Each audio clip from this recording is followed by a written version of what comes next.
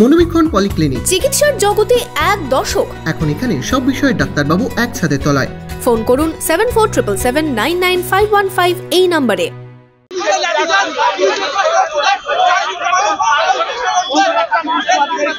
Vote মিটতেই অশান্তি রঘুনাথগঞ্জে বিজেপির এজেন্টকে মারধরের অভিযোগ। প্রতিবাদে রাস্তা অবরোধ বিজেপি প্রার্থীর। অবরোধ তুলতে পুলিশের বিরুদ্ধে লাঠিচার্জের অভিযোগ।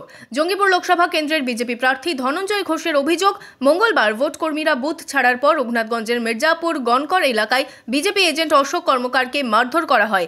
অভিযোগ, তৃণমূলের লোকজন তার উপর হামলা চালায়। আহতকে জঙ্গিপুর মহকুমা হাসপাতালে ভর্তি করা হয়। আহতকে দেখতে হাসপাতালে যান বিজেপি প্রার্থী। ভোট শেষে উনি বেরিয়েছে, ওনাকে একাই পেরে এত মার মেরেছে, জানুয়ারির থেকে বেশি দাদা পরে কথা সত্যি আশা করা যায় না। এতটাই শাসক দল হতাশাই ভুগছে। ভোটের পরেও, ভোটের সারাদিন তো যেভাবে সন্ত্রাস করেছে, ভোটের পরেও সেই সন্ত্রাস থেকে মুক্ত নেই। ওরা যে হুমকি শুরু করেছিল ভোটের 4 তারিখ 7 তারিখে, সেটা শুরু করেছে। আমরা এই আন্দোলনে নামবো, সঙ্গে সঙ্গে যদি অ্যাকশন না হয় আমরা বৃহত্তর আন্দোলন নামবো। এখনও আমরা আন্দোলনে যাব, হসপিটাল আগে যাব আমার পেশেন্টের কাছে, তারপরে আমরা ডিসিশন নিব। ঘটনার প্রতিবাদে দাদা ঠাকুর মোড়ে রঘুনাথগঞ্জ লালগোলা রাজ্য সড়ক অবরোধ শুরু করেন বিজেপি নেতাকর্মীরা।